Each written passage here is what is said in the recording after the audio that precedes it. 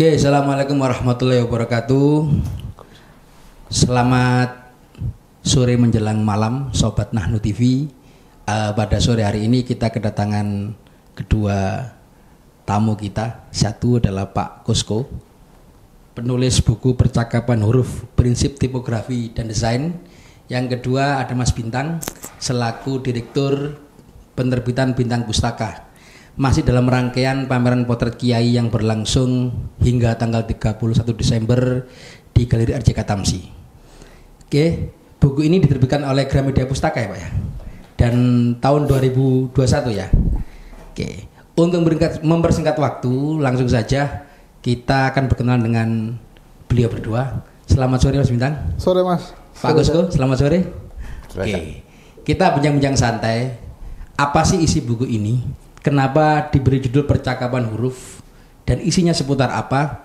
Ada dua narasumber ini, nanti yang Mas Bintang akan membedah apa isi buku ini, bagaimana sudut pandang Mas Bintang ketika membaca buku ini, dan nanti pemirsa mungkin kalau ingin berinteraksi bisa komen di Nahnu TV ya, kira-kira seperti itu. Langsung saja saya kasih waktu kepada Mas Bintang untuk mengomentari atau memberi penilaian terhadap buku Percakapan Huruf, Prinsip Tipografi Desain yang ditulis oleh Pak Kusko. Monggo Mas Bintang. Oke, terima kasih Cak Udin waktunya. Sebelumnya saya diberi waktu membaca ini tidak begitu lama sebenarnya. Artinya buku Percakapan Huruf ini adalah sebuah buku baru yang diterbitkan oleh Gramedia, karya terbarunya Mas Kusko. Dan saya ingin membuat disclaimer di awal, Cak. Saya bukan berlatar belakang desain, apalagi yang menggeluti dunia tipografi seperti yang dituliskan Mas Kusko ini. Jadi nanti kalau misalkan ada kekeliruan, ada fansnya Mas Kusko mungkin yang nggak terima gitu ya. Jadi bisa dimaklumi. Jadi saya latar belakangnya adalah sastra dan juga ilmu sosial. Sekarang sedang menggeluti ilmu itu. Akan tetapi saya melihat ada keterkaitan antara sastra dengan buku karya Mas Kusko ini. Jadi Mas Kusko ini, kalau saya ambil sebuah benang merah katakan ya, ada dua hal di dalam buku ini untuk memandang sebuah huruf. Yang pertama dari segi internal dan eksternal kalau bahasanya Mas Kusko. Di sastra juga begitu sebenarnya. Setiap karya sastra itu pasti ada unsur intrinsik sama unsur ekstrinsik. Nah, saya melihat kedua hal tersebut. Sama yang dengan sastra, unsur ekstrinsik itu juga dipengaruhi oleh faktor-faktor di luar karya. Begitu ya, entah itu dari latar belakang sosial penulisnya, pengarangnya, atau di mana karya tersebut dipublikasikan atau dibaca. Begitu juga dengan tipografi atau huruf yang dituliskan oleh Mas Kusko. Teks gitu ya, tipografi itu juga memiliki faktor di luarnya untuk bagaimana dia digunakan, bagaimana dia diterapkan dalam hal penggunaan desain, ya, layout dan semacamnya. Berbeda halnya dengan unsur internal dalam sebuah tipografi yang hanya mengulas soal bagaimana readability, scalability, visibility. Tidak hanya melulu soal itu, unsur eksternal dari sebuah teks melampaui itu. Ada unsur sosial, ada unsur agama, bahkan ada juga unsur ideologi dari penggunaan sebuah teks. Ada sebuah cerita menarik dari buku ini yang ditulis oleh Mas Kusko. Ada sebuah penerbit di Jogja yang mereka memilih untuk tidak menggunakan huruf T, ya, huruf T yang tidak ada cengkoknya gitu ya. Jadi mereka penerbit itu menghindari ada huruf T yang ada cengkok yang lurus gitu ya. Harus ada huruf T yang ada cengkoknya gitu. Karena apa itu katanya erat katanya dengan kristenisasi gitu. Sebegitu krusialnya peran huruf ya, sebegitu krusialnya peran huruf dalam digunakan. Itu yang pertama. Kemudian yang kedua, bagaimana juga kaitannya dengan penggunaan huruf dalam sebuah representasi sosial sebuah masyarakat.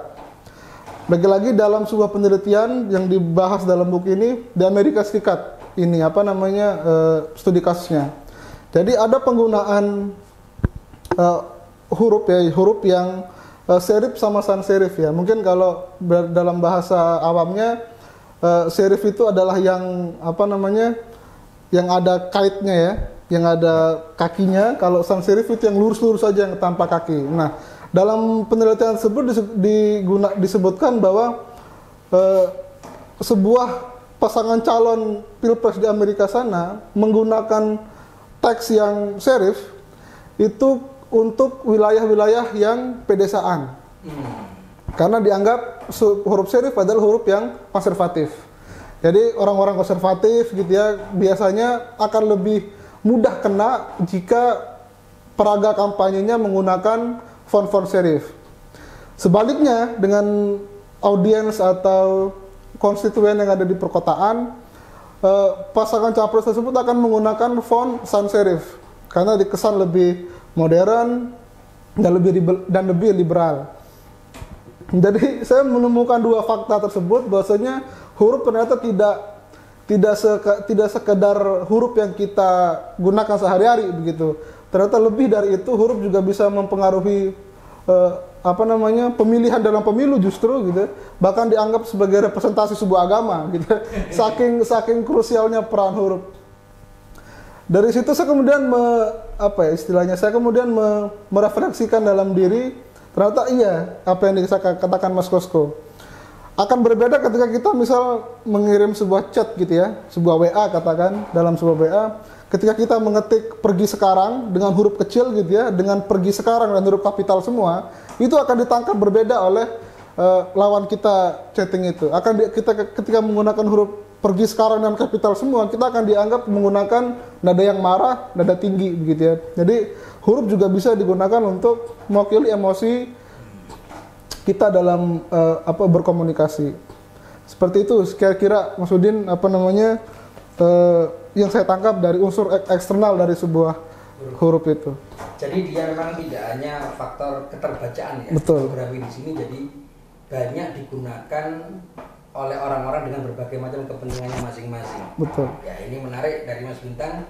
Saya ke Pak Kosko sebagai penulis buku ini, beliau juga pengajar di kampus ISI di Jakarta ya, di jurusan DKV, Desain Komunikasi Visual, Fakultas Seni Rupa. Oke, monggo Pak Kosko, kenapa buku ini harus hadir dan kenapa buku ini harus kita baca? Kalau tadi Mas Bintang sudah mengulik terkait apa yang sudah Pak Kosko tulis di percakapan huruf ini, ada beberapa faktor. Ternyata huruf tidak hanya sebuah teks untuk menyampaikan sebuah pesan komunikasi dan dibaca, tapi juga ada unsur ideologis, ada unsur sosiologis, agama dan sebagainya.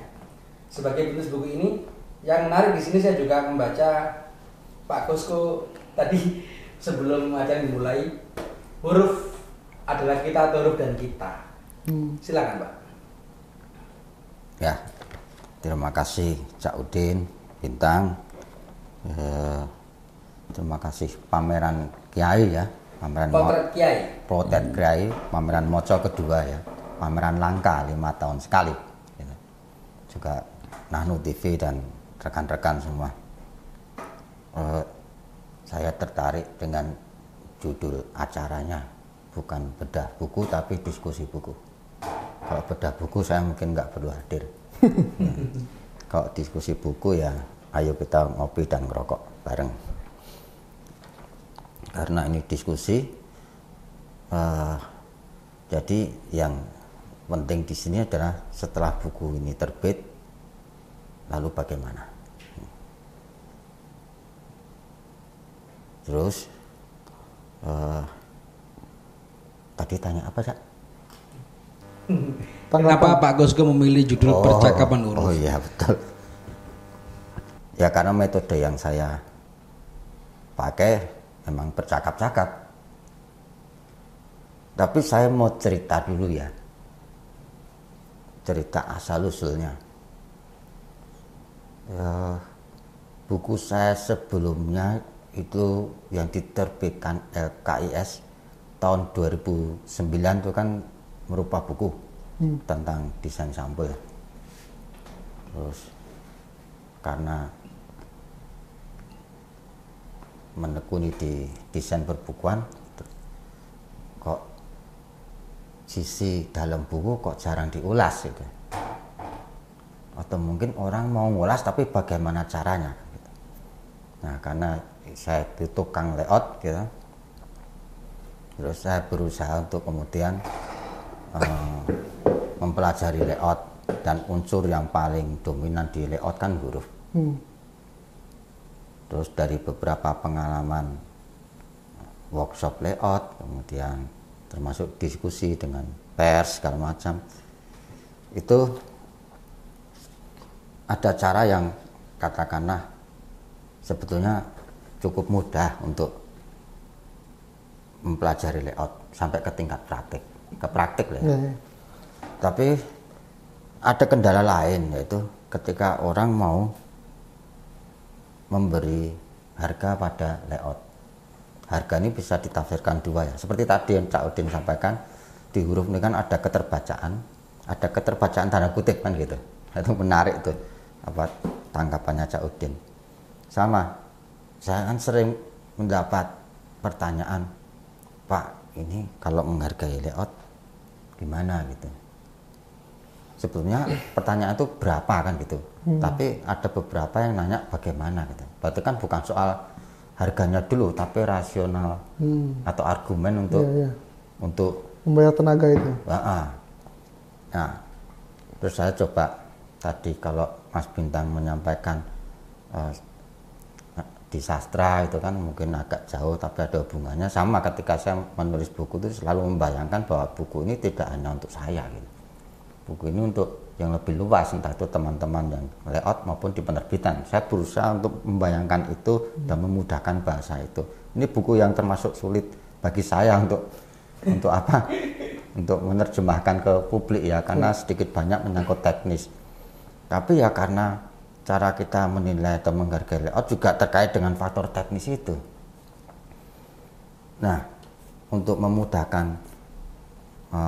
kita menilai atau memberi harga pada layout kan kemudian berbagai unsur, variabel segala macam harus muncul dari orang layout itu sendiri. Salah satunya kan bagaimana dia mengelola huruf, mengelola tata letak kan gitu. Nah, kemudian saya mencoba mempelajari itu lewat mengulas, lewat praktek, termasuk lewat workshop kan gitu. Ya 1-2 hal justru banyak masukan dari situ ya, ternyata mudah gitu. Tapi ketika kemudian saya memilih metode wawancara, saya sudah membayangkan bahwa tiap penerbit itu pasti memiliki prinsip-prinsip yang berbeda. Nah, saya pengen tahu nih prinsipnya apa aja gitu. Nah, kalau saya pengen tahu prinsip ya saya tanya langsung ke mereka gitu. Nah, kemudian saya memilih beberapa penerbit kan, dan dalam hal ini juga koran, karena saya tertarik dengan layout pertama itu justru koran waktu kecil kan. Karena kenapa Pak? Koran itu kenapa? Itu kan langganan koran soalnya. Di rumah Bapak langganan koran, Ibu juga suka baca Intisari tuh. Terus rumah kami itu sering jadi tempat transitnya tukang loper koran. Udah biasa itu. Siang datang nongkrong di situ, entah dia minum, kami baca gratis. Baca gratis. Tapi langganan juga. Nanti pergi lagi. Jadi perjumpaan dengan koran tuh yang menarik, perjumpaan dengan tukang lopernya itu. Sampai bapak meninggal, kami masih langganan gitu. Jadi saya membayangkan bahwa ada sisi-sisi yang kemudian secara bentuk itu kuat di saya itu. Kuat itu. Termasuk ketika itu Kompas di tahun 2000 milenium, dia membuat keputusan untuk mengubah format ukurannya dari besar ke kecil. Ada teman yang dia dosen juga, peneliti gitu, menyayangkan. Karena tulisan pasti jadi tambah sedikit. Padahal dia menyukai yang analisis yang panjang gitu. Efeknya sampai segitu. Sekarang kan makin kecil lagi tuh kalau kita membaca yang di web toh, makin kecil lagi gitu. Nah, kemudian tapi yang menarik itu saya kan gumun gitu. Loh, kok hari ini terbit? Loh, kok besok terbit. Terbit lagi. Besok terbit lagi. Ini yang ngerjakan gimana nih? Ini kok apa super cepat kan gitu. Ini gimana hurufnya, natanya gimana gitu. Nah, saya tertarik membayangkan bagaimana orang-orang bekerja untuk menyiapkan media ini. Nah, terus waktu kuliah itu kan ada dosen saya itu Pak Priyanto Sunarto kan. Beliau itu kartunis ya. Sering cerita dia waktu kuliah itu cerita tentang dapur redaksi. Wah, bagi saya menarik itu. Karena yang diceritakan kemudian bukan berita-beritanya, tapi bagaimana kemudian di balik redaksi itu. Wah, membuat saya makin istilahnya membayangkan dunia yang kemudian entah itu dinamis, entah itu hidup gitu. Saya sampai membayangkan begini. Kalau dipilih dari sekian pilihan tempat ya, saya akan memilih di penerbitan atau enggak di media, karena selalu ketemu hal yang baru, ketemu orang baru, ketemu problem-problem baru, ketemu harapan-harapan yang juga baru. Wah, menarik ini. Nah, terus magang saya waktu itu saya pilih 3 tempat. Teman-teman waktu kuliah kan magang cuma 1, saya milih 3, semuanya penerbitan. Saking semangatnya. Iya, terakhir di koran. Di koran pun saya kemudian tidak belajar tentang tekniknya, enggak. Padahal saya satu kantor dengan kartunis itu. Di sana yang diajari adalah ketawa, gitu. Ketawa. Terus kemudian teman magang saya tuh siswa SMK itu malah diajak, ayo mas gaya potret gitu. Gelang saya banyak dulu, habis buat kenang-kenangan gitu. Tapi ya memang itu kemudian di balik industri penerbitan segala macam tuh memang kemudian membutuhkan kerjasama yang teamwork di itu.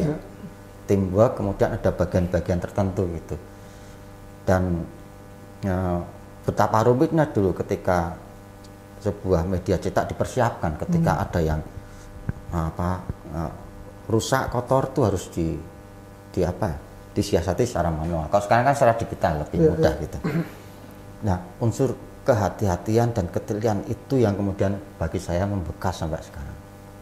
Karena di beberapa buku yang teknologinya makin mudah ya, kadang-kadang itu abai. Jadi beberapa buku yang diterbitkan oleh penerbit yang cukup besar gitu ya, kita masih bisa menemukan salah ketik segala macam, entah itu di editor atau segala macam. Tapi jadi ada semacam begini, orang kemudian jadi sangat mudah dengan huruf. Kalau dulu kan enggak, orang sangat hati-hati karena sekali salah itu nanti udah fatal. Iya. Kalau sekarang mungkin Ctrl Z. Iya. Karena kemudahan itu. Nah, saya nggak pengen kemudahan ini kemudian menurunkan harga layouter, harga desain. Ini menarik Pak. Saya mau mencatat ada satu hal yang saya catat tadi terkait merujuk kepada para layouter, para layouter itu. Seolah-olah apakah memang penghargaan terhadap layouter hari ini itu kurang, atau memang justru tidak ada penghargaan sama sekali? Atau ada tetapi dia tidak memenuhi standar dia sebagai layouter. Pak Kusko dan Mas Bintang boleh merespon ini karena ada penekanan itu. Jadi itu yang pertama. Yang kedua tadi terkait sejauh mana sih pentingnya huruf itu sebenarnya. Kalau tadi bisa dikatakan dia sebagai ini, sebagai itu dan lain sebagainya, bukankah ketika ada asas tadi yang penting keterbacaan, tetapi kalau hanya baca tidak menarik kan juga orang tidak tertarik kan, kira-kira seperti itu seperti apa? Enggak. Untuk menjawab yang layouter tadi, ya. Ini penting ya teman-teman penerbit ini harus penting sekali. Layouter juga penting. Tapi begini, saya tuh guyon sama teman yang layout juga gini. Kalau para desainer sampul kumpul, wah itu bisa dibayangkan akan ngobrol apa, entah ngobrol gaya desain atau desainasi rencananya ada gitu. Tren, Terus saya tanya, kalau layouter kumpul itu yang diobrolin apa ya? Langsung diem dia. Ya paling jumlah halaman, ya gitu. Jadi nggak ada persoalan lain selain teknis. Tapi kalau para desainer sampul kumpul, wah pembahasannya pasti panjang lebar. Wah panjang lebar. Kalau layouter kumpul, saya membayangkan, margin piro? Spasi. Ya karena perkumpulan layouternya belum dibuat, atau belum pernah ada, atau mungkin atau sudah ada tapi belum tahu. Bisa jadi. Tapi sampai sekarang saya belum menjumpai ya perkumpulan para layouter gitu, jarang.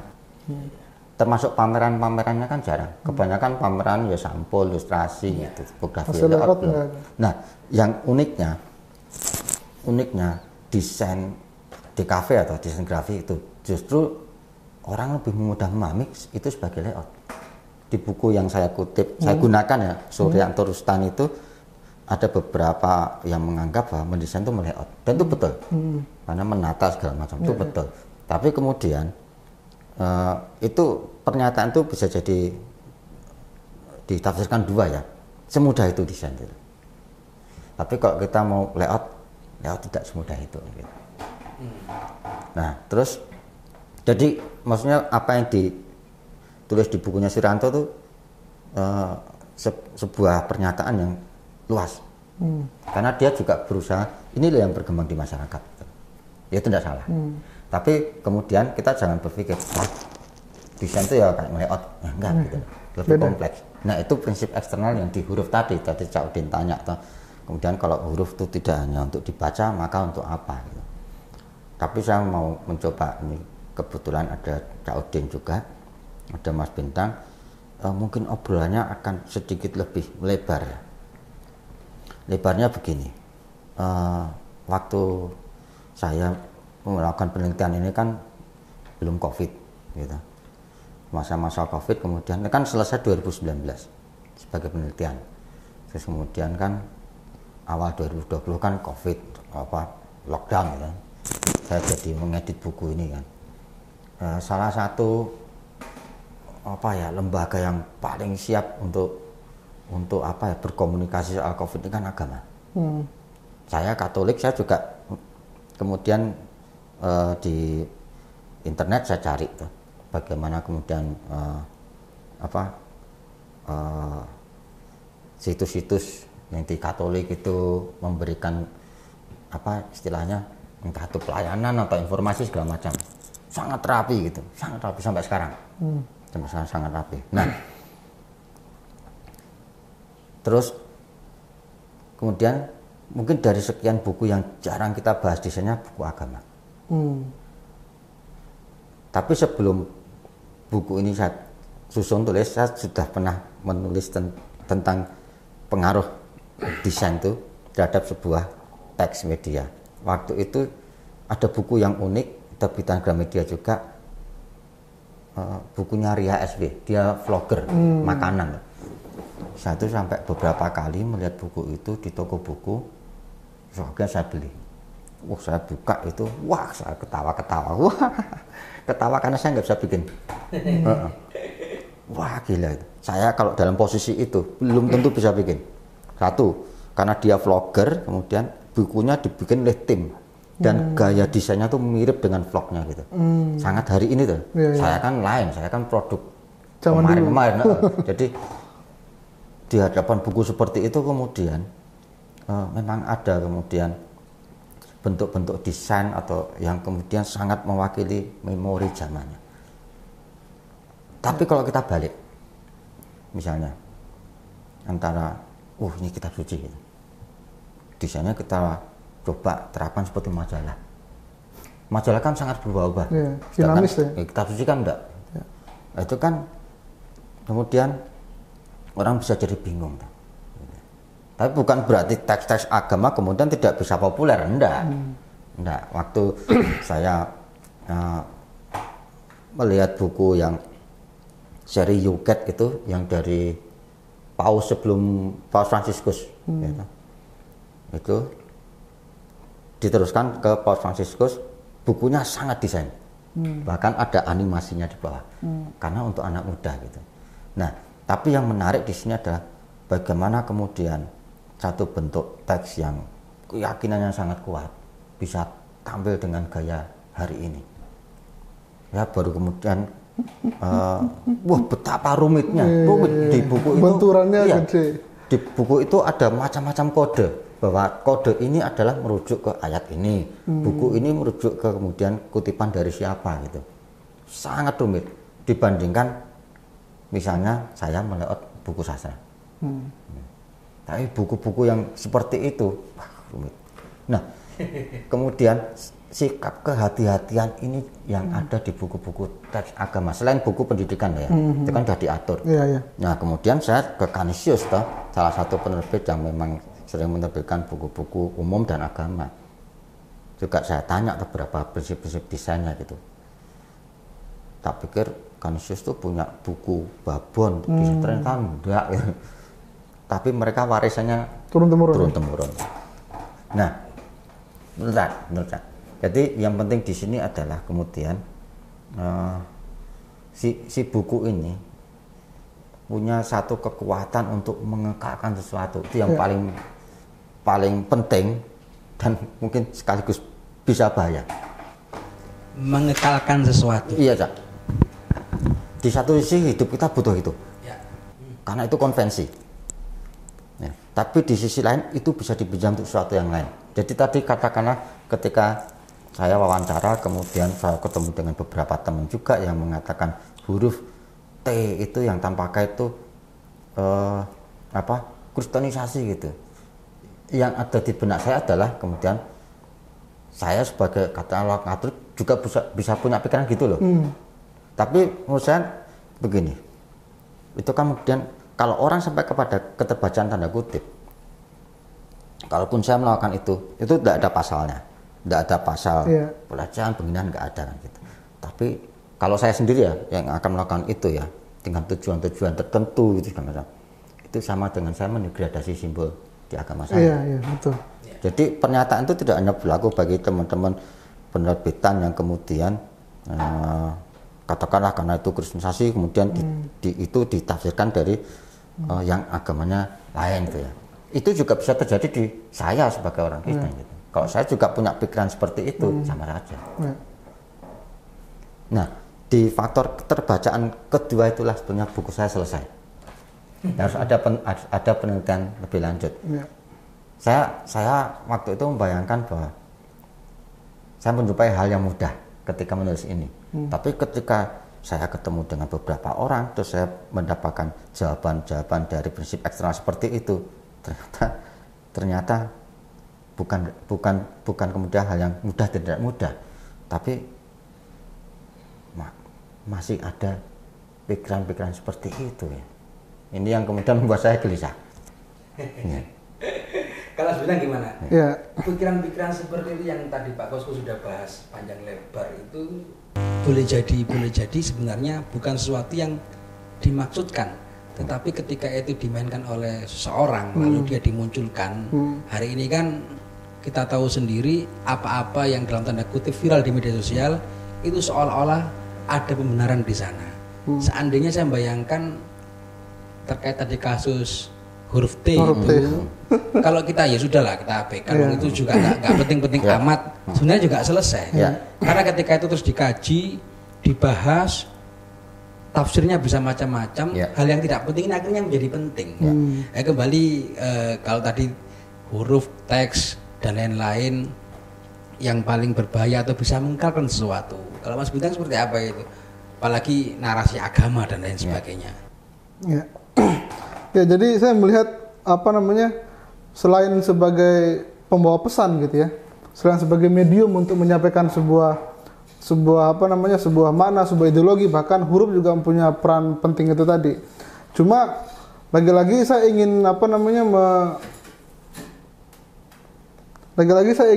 melanjuti sebenarnya apa yang disampaikan oleh Mas Kosko dan pertanyaan Cak Udin tadi, bahwasanya selain soal agama ya, saya ingin menjelaskan satu hal lebih dulu, bahwasanya teks itu juga penting sekali perannya untuk satu kalangan kelompok atau kelompok masyarakat ya. Misalnya huruf tidak selalu sama fungsi dan kegunaannya.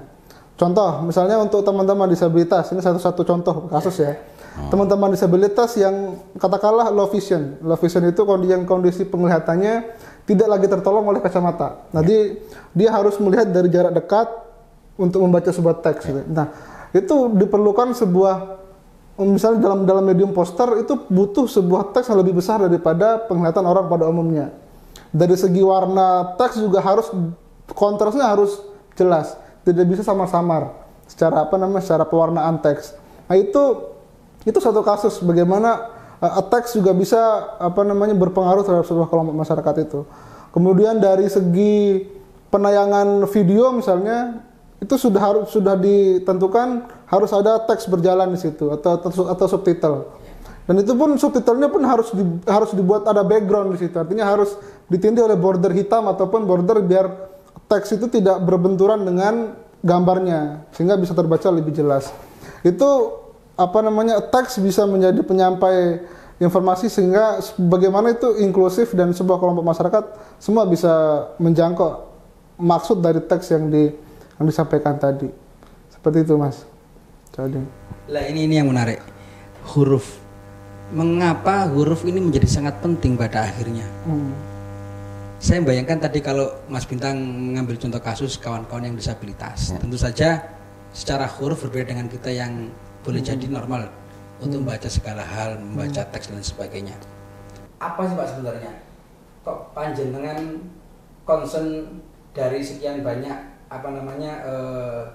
bahan atau kajian, pilihannya lari ke huruf? Kok nggak ke gambar itu? Ini kan agak menarik, agak unik. Kenapa lari ke huruf? Kalau kita boleh bercanda umpamanya, oke lah ada huruf Arab. Kalau ketika huruf Arab itu kita tulis entah dengan menggunakan aksara pegonnya atau aksara Arab itu, dan itu dipergunakan oleh teman-teman agama Hindu, Buddha dan lain-lain. Itu juga orang akhirnya lepas kalau dia bisa baca. Kan hurufnya bukan di luar huruf itu. Apakah huruf jadi gini. Ya, sakralnya. Kedudukan huruf ini sebenarnya seperti apa sih? Dan cara kita memperlakukan huruf ini harusnya seperti apa? Bintang dulu. Oke, saya teringat sebuah kasus ya. Sekitar tahun 2013-14, Agnes Monica pernah konser. Di roknya itu ada tulisan Arab. Dan ada satu kelompok masyarakat yang berang dengan aksi itu. Karena ada penulisan menggunakan huruf Arab dalam yang sensualitas seperti itu. Padahal arti dari tulisan itu tidak ada unsur-unsur agamanya, tidak ada unsur-unsur Islamnya. Hanya menggunakan huruf Arab saja. Itu rame.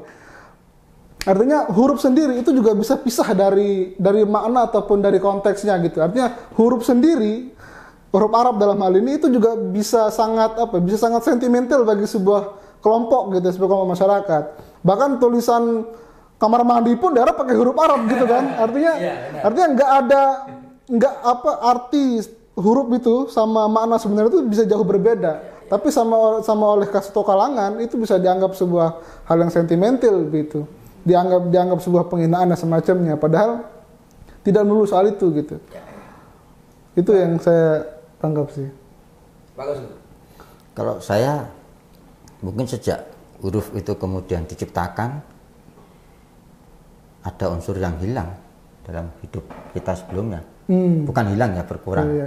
Yaitu kelisanan tadi. Kelisanan? Iya. Jadi sebetulnya huruf bagi saya itu kemudian bukan karena dia menarik, bentuknya apa, enggak. Tapi ini bisa menguatkan individuasi. Karena menulis, membaca itu kemudian kita bisa terpisah dari orang lain. Kalau ini kan enggak, ini kan semua kan dalam lisan gitu.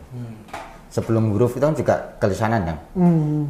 Makanya di era-era dulu kan kayak filsuf-filsuf tidak meninggalkan tulisan, baru murid-muridnya yang menuliskan gitu. Jadi waktu mempelajari huruf, kemudian saya juga baca beberapa buku yang kemudian terkait dengan media segala macam. Karena juga kok kenapa saya suka huruf kan, saya juga kadang tertarik gitu. Apa saya nggak bisa gambar kan, bukan begitu. Kemudian oh ya mungkin karena justru saya suka huruf tuh karena saya merindukan perjumpaan dengan orang lain gitu. Karena huruf itu menyita perjumpaan itu, langsung bilang menyita perjumpaan. Iya, di budaya lisan kan tidak bahwa kehadiran kita langsung tuh, tapi dengan adanya huruf, tulisan segala macam itu kan perjumpaan langsung tuh kemudian bisa dimediasi. Tapi kemudian kan itu tetap saja menggantikan kelisanan tadi. Jadi gimana jelaskannya sih? Mungkin Cak Udin bisa menggambarkan efek-efeknya itu. Tapi kelisanan itu kemudian tidak hilang di zaman sekarang. Makanya waktu saya tadi menjumpai bukunya Ria SW tadi, kelisanan-kelisanan dia atau teks-teks dia di media sosial sebagai vlogger itu muncul. Bukunya jadi sangat visual, ada emoticon, ada ekspresi gitu. Nah, itu kemudian apa ya? Itu kemudian keterbacaan hari ini seperti itu, dan itu belum banyak dieksplor oleh para author atau penerbit yang lain karena mungkin begini, itu masih dianggap sebagai satu komunikasi yang kemudian tidak formal gitu. Makanya ketika ketemu buku yang tadi dikerjakan secara tim dengan bentuk percakapan ala media sosial, saya langsung menertawakan diri saya belum tentu bisa gitu. Lalu bedanya apa sebenarnya Pak? Kalau huruf ini jadi buku tulisan, lalu huruf digunakan di media sosial hari ini ya. Kalau tadi ada yang dikatakan menyembunyikan makna atau menyimpan makna, justru di media sosial itu agak lucu. Kalau kita mungkin punya WA gitu ya, ada kabar saudara kawan meninggal dunia, saudara siapa kita, terus kita bilang kan kadang-kadang di WA kalau yang Islam itu kan Al-Fatihah gitu, kirim doa Al-Fatihah. Ya sudah, Al-Fatihah saja yang kita ketik, tapi kita nggak pernah bicara Bismillahirrahmanirrahim, enggak. Nah itu fenomena apa? Jadi maksudnya diwakilkan oleh huruf dan kita tulis, tetapi lafalnya tidak kita baca. Ini apa? Kalau boleh tahu lah dari Pak Kusko dan Mas Bintang, kan seringkali saya sendiri kalau ada berita duka itu ya sudah kita bilang doa bersama Al-Fatihah. Ya, saya ketik Al-Fatihah, tapi saya nggak baca Bismillahirrahmanirrahim sampai akhir. Apakah itu yang tadi saya tanya, itu kedudukan bagaimana kita mendudukan huruf ini sebenarnya? Bagaimana mendudukan huruf ini sebenarnya? Gimana ya? Al-Fatihah gimana? Iya, kalau saya melihat itu contoh-contoh tadi Al-Fatihah tadi ya, itu saya kira erat kaitannya dengan kultur. Artinya suatu kelompok ketika di WA misalnya diminta untuk Al-Fatihah akan otomatis gitu seperti itu. Tapi akan lain cerita ketika itu terjadi di kelompok lain gitu loh. Nah, artinya karena sudah ada format lebih terdahulu dalam bentuk Al-Fatihah kemudian diikuti dengan membacaan Al-Fatihah secara serempak. Ketika formatnya aja berbeda dalam bentuk WA misalnya, itu tetap berlaku, cuma format penyampaiannya beda dan forumnya juga beda gitu. Oke, kembali yang tadi itu, tadi Mas Bintang baca ada penelitian di Amerika terkait penggunaan huruf. Lalu Pak Kusko juga menyinggung terkait ada yang digunakan dalam penyampaian untuk agama dan sebagainya. Lalu di dunia pendidikan kita hari ini, huruf yang paling dominan itu dipakai huruf apa? Saya yakin walaupun belum tahu ada atau tidak, ketika huruf ini disepakati sebagai salah satu huruf yang harus digunakan dalam pendidikan, saya punya keyakinan ini sudah melalui penelitian yang sangat panjang, kajian ilmiah yang sangat mapan. Akhirnya ini dipilih menjadi satu huruf yang wajib digunakan, entah bikin paper, makalah, tesis, skripsi. Ini agak menarik sebenarnya. Menurut Pak Kusko sama Mas Bintang, betul? Kalau setahu saya itu yang diisi ya. Ada pilihan tuh. Ada pilihan. Nggak harus satu huruf yang digunakan. Atau ada di situ. Di pasar sarjana ada pilihan tuh berkait dan tidak. Pak Kaprodi. Jadi untuk menanut juga ada Kaprodi dari broker di sini. Saya pernah mendapatkan ini informasinya soalnya. Jadi kalau mau pakai berkait ini, tidak ini. Ya. Tapi maksud saya begini. Maksud saya itu gini lah. Ini tadi. Itu kesepakatan lembaganya saja sih menurut saya. Yang penting huruf itu sudah umum digunakan gitu. Terus bahwa ada pilihan itu bagus, cuma begini. Nah kemudian kita kembali ke prinsip internal huruf, makanya jadi penting. Kalau untuk teks yang panjang, huruf berkait itu lebih menguntungkan. Huruf berkait. Karena kaitnya ini secara optis itu mengayunkan. Tapi kalau yang tidak berkait, kan tidak ada ayunannya, mata kita capek. Jadi ada pilihan tuh bagus. Tapi kemudian kita lihat kalau teksnya pendek atau panjang gitu. Itu aja yang jadi pedoman kita daripada sengkarut segala macam. Gitu. Karena sudah teruji secara optis gitu. Jadi memudahkan untuk membaca dan Iya. tidak lelah ya Pak? Iya. Ini penting ini. Pertimbangannya itu. Tulisannya bagus, teks salah pilih huruf, dibaca ngantuk. Iya. Iya. Karena optis. Iya. Apalagi digital. Iya, iya. Kemudian betul apa saya ingin melanjutkan, artinya perlu ada juga layouter itu tidak melulu paham unsur eksternal, jadi sangat-sangat harus mendalami internal itu tadi. Bagaimana teks itu apa ya, diletakkan, difungsikan. Kalau terlalu pipih, juga terlalu rapat, bentuk keterbacaannya juga akan apa namanya akan enggak tersampaikan. Kalau terlalu lebar juga kenyamanan pembaca akan juga menjadi korban gitu. Itu yang menjadi apa namanya harus diperhatikan oleh layouter. Kembali lagi di dalam buku ini Mas Kosko menyebutkan bagaimana di koran Mas ya, di Tribun Jateng sama DIY, bagaimana ada aturan dalam di headline itu, berita di headline semaksimal mungkin ada 5 sampai 6 paragraf di dalam apa namanya di halaman muka. Lanjutannya baru di halaman lain. Itu mengesankan bahwasanya bagaimana media atau koran itu menangkap atau memberikan unsur penting dari sebuah berita di halaman pertama. Dan itu juga menjadi tugas penting layouter, bagaimana mengepaskan satu ruang kotak di koran itu 5 sampai 6 paragraf itu pas. Dan tiap hari. Dan tiap hari. Itu tantangannya. Bagaimana dia harus memangkas itu supaya tidak kehilangan makna satu, tidak kehilangan segi estetik visualnya. Supaya tidak merusak apa namanya korannya tersebut. Dan ketika dilipat pun harus tetap muncul. Artinya kan itu yang menjadi saya kaget baca ini. Koran itu ketika dalam posisi dilipat itu judul sama teks harus tetap utuh. Ketika dilapak masih terbaca, sehingga dilapak orang masih bisa melihat judul secara utuh, masih bisa membaca pesan dalam koran berita itu apa. Jadi itu saya kira desainer koran itu apa ya, di luar nalar, beyond gitulah ketika kita melihat. Pertama dia ditugaskan untuk melihat secara utuh satu koran full, ketika dilipat harus tetap terbaca korannya itu. Jadi dia memikir, dan itu tiap hari Mas ya. Itu saya kira pentingnya itu.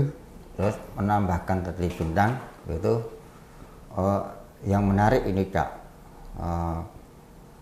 kan kita membuat satu bentuk apa ya, asosiasi atau mungkin kiasan-kiasan yang luas gitu. Jadi makanya waktu saya main ke Tribun Jateng gitu malam-malam, kan layoutnya kan kerjanya malam itu, saya kan naik ke lantai 4 toh. Itu kan malam toh, saya lihat kota Semarang itu kan, waduh, kota kelahiran saya. Sangat emosional. Wah, gelap ya, ada lampu-lampu kota. Kemudian saya masuk ke ruang redaksi, terang. Ya lihat koran, tapi tulisannya gelap, hitam kan gitu. Jadi kemudian yang saya rasakan begini.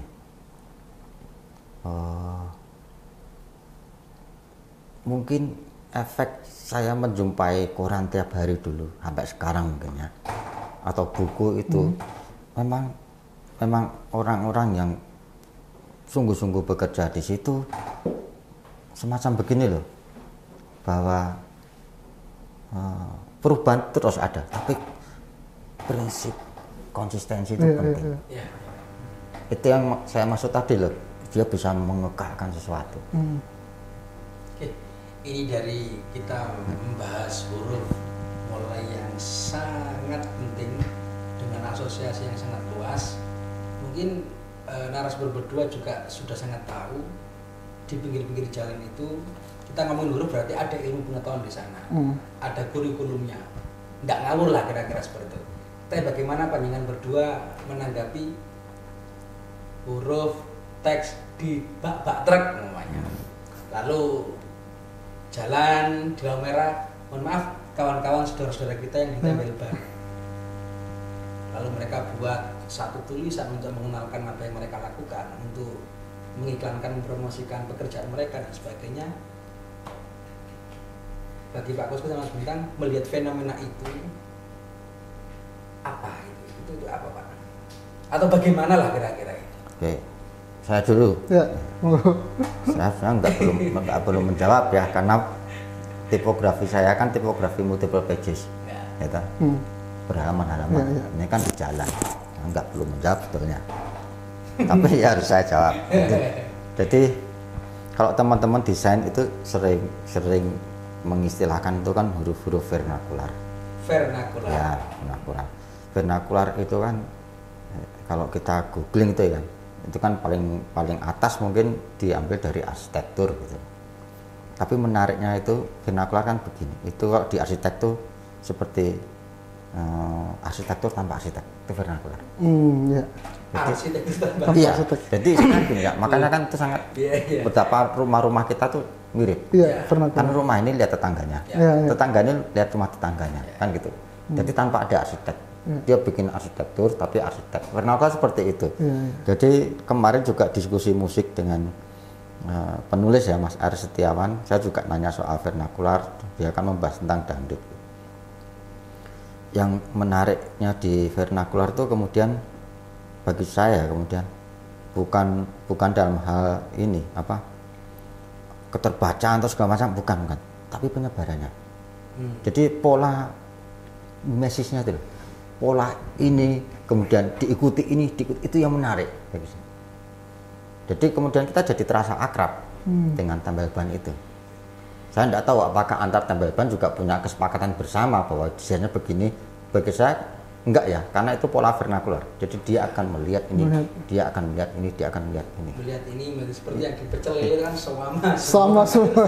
Tapi itu kan ada ininya, katanya ada yang sedang ngelola. Ada yang neliti itu jadi satu orang kira-kira. Ya satu kampung katanya di Jawa Timur. Ya. Jawa Timur ya? Iya. Kompak. Celele pun kompak ya. Oke. Jadi melihat itu kan seolah-olah ketika kita mengkaji atau mendiskusikan huruf tadi itu ada hal yang sangat menyenangkan. Tulisan di bak tadi itu di tambal ban sebenarnya. Ya, saya ingin melihat contoh kasus di bak itu ya, bak truk gitu ya, bak mobil itu ya. Saya melihat dari segi luarnya aja, eksternalnya. Saya memandang itu hanya adalah sebuah sikap hidup pemilik truk atau supir truk ya. Jadi kutipan ya. Jadi bisa masuk juga ada sikap hidup ataupun ideologi bahkan atau pandangan hidup supir truk itu. Misalnya tulisan ada uang abang sayang. Saya kira itu adalah sebuah tak ada uang abang saya tendang gitu ya. Saya kira itu adalah sebuah dilema atau kondisi hidup yang dialami oleh si abang truk itu, bahwasanya dia pergi hanya untuk mencari uang dan membahagiakan keluarganya. Nggak ada itu dia mungkin nggak disayang dan dibuang sama keluarganya gitu ya. Saya kira kemudian banyak teks-teks lain yang dari dantah dari tokoh siapa gitu yang dipakai di truk itu.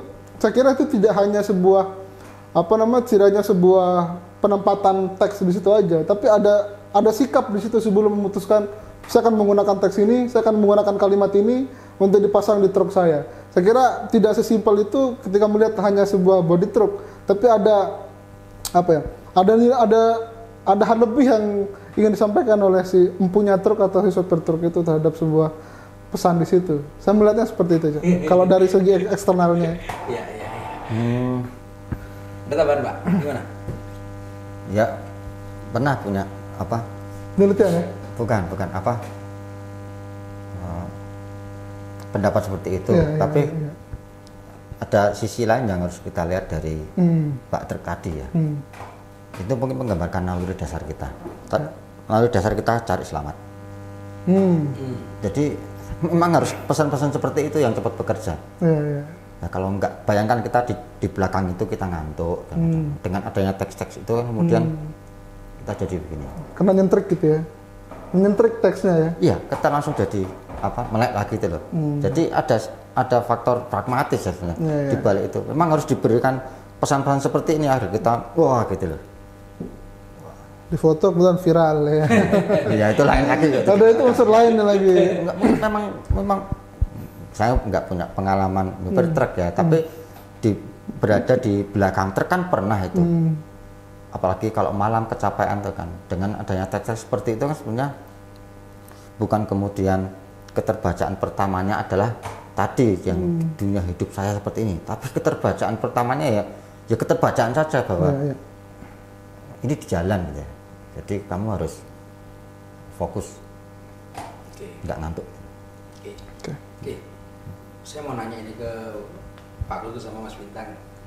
Dari sekian banyak huruf yang adakah huruf favorit? Lalu mengapa memilih huruf itu? Pribadi nih berarti ya? Ya, kenapa? Pasti ada lah, masa nggak ada? Ada. Tapi saya ganti-ganti. Ganti-ganti, Pak. Tergantung konteks. Iya. Karena kan menarik tadi kita berbicara hampir 1 jam ini kira-kira. Ya. Huruf ini digunakan oleh mulai tokoh politik, dunia pendidikan, para cerdas cendekia, para intelektual, sampai dengan orang-orang yang, mohon maaf, saudara-saudara kita yang bekerja mengais rezeki di pinggir jalan dan sebagainya. Jadi seperti yang kita tanyakan tadi, gimana sih kehidupan huruf ini? Kok dari pembicaraan kita tadi itu dia sangat egaliter huruf ini. Dia sangat egaliter huruf ini. Lalu pada kiranya saya ingin bertanya, Pak Kusko, Mas Bintang, yang setiap hari bergelut berjumpa dengan huruf, ada huruf yang favorit. Lalu mengapa memilih huruf itu? Gitu kira-kira gitu. Dari penerbit dulu. Mas Bintang. Huruf berarti maksudnya nama font ya? Yap. Ya, oke. Kalau saya di penerbit, saya kadang sering-sering itu desain cover sama desain media sosial gitu ya. Saya punya istilah huruf aman. Jadi huruf aman itu ketika saya mencoba mencari huruf-huruf yang dikira pas tapi nggak ketemu, saya akan kembali ke huruf itu. Apa? Hurufnya apa? Montserrat ya. Montserrat itu huruf-huruf aman saya kira, terutama dalam teks-teks untuk satu layar gitu. Montserrat kalau di judul saya biasa menggunakan Roboto atau enggak Bebas New. Nah itu biasanya font aman, yang 3 font aman itu yang saya pilih ketika sedang mencoba mengawinkan 2 font yang berbeda itu apa gitu ya. Nggak ketemu dirasa nggak cocok, saya akan kembali ke font itu. Kalau Pak Kusko? Kalau saya dulu ngamati penerbit Jogja ini, saya sempat terpengaruh gitu, Garamond. Ya, karena isi ya? ekonomis. Ya. Ekonomis, jadi 12 poinnya kan kecil loh dibanding 12 poin tadi Roman. Tapi kan italiknya terlalu halus gitu. Ya. Terus saya sempat pindah gitu ke Schoolbook. Ke Gaudi dulu. Gaudi. Ya, waktu juga lembut, bagus, tapi kokoh. Terus kemudian mungkin bisa menggambarkan ini juga kecenderungan saya. Century Schoolbook lebih tegas itu. Ya. Nah, kemudian pertanyaan ini jadi penting kan begini. Saya pernah nulis tentang mengapa sound system itu hurufnya tidak berkait.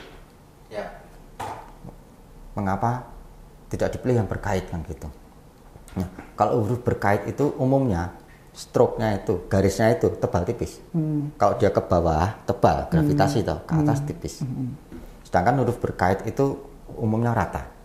Mau ke bawah, ke atas, miring rata. Sama kemudian begini, kan beberapa orang kemudian menafsirkan, ya karena berkait itu kan huruf yang formal, resmi kan segala macam.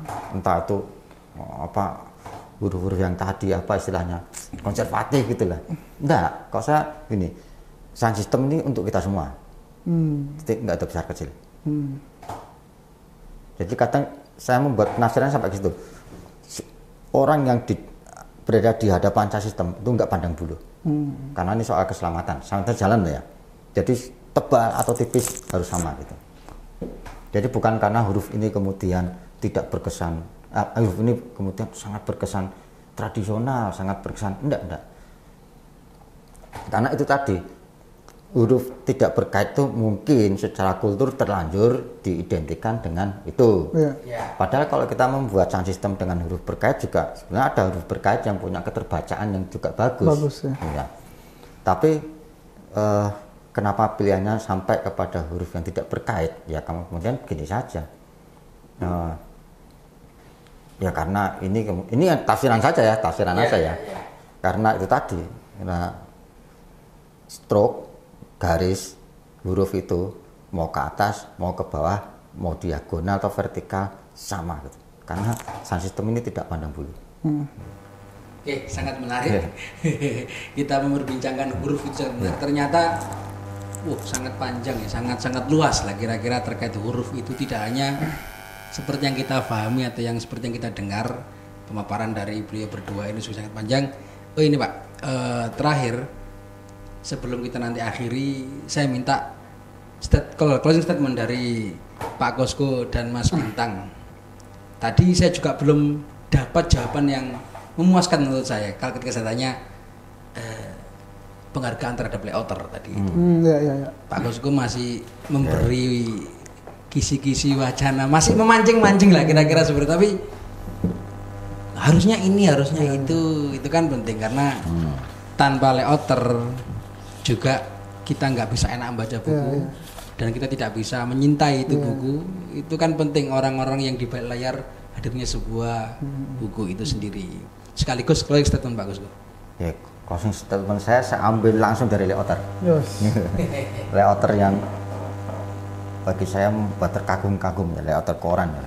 Karena waktu dulu saya membayangkan ini gimana cara kerjanya. Ini dari ini ya, Mas Daniel Christian dulu alumni Diskom, kerja di Surat Kabar Harian Jogja. Waktu saya tanya itu apa yang paling menyenangkan dalam layout gitu, ketika dia sudah menjelaskan layout itu penuh dengan keteraturan gitu, jawaban dia begini. Kan saya tanya waktu yang paling menyenangkan kan gitu, terus dia jawab sambil tersenyum, ini rubrik yang bagi saya menyenangkan karena cukup leluasa, dapat membuat keputusan di mana mengalokasikan ruang kosong, penempatan foto dan warna huruf. Jadi ketika dia berhadapan dengan ruang-ruang kosong itu dan ketika dia mempunyai pertimbangan-pertimbangan yang kemudian lebih besar ke dia, bagi dia itu sangat menyenangkan. Bagi saya penghargaan kepada layouter itu dulu. Kita harus bisa menemukan sisi-sisi itu dalam kerja yang sangat teknis, sangat mekanis.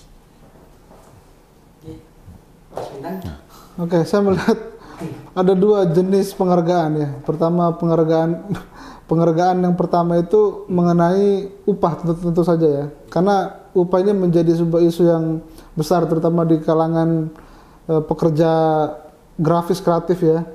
Saya kira salah satu yang bisa menggerakkan atau mengegolkan kesejahteraan layouter adalah adanya asosiasi. Mungkin asosiasi, mungkin ini bahasanya ini, tapi jangan sampai nanti ada pahlawan tanpa tanda jasa dua ya. Iya.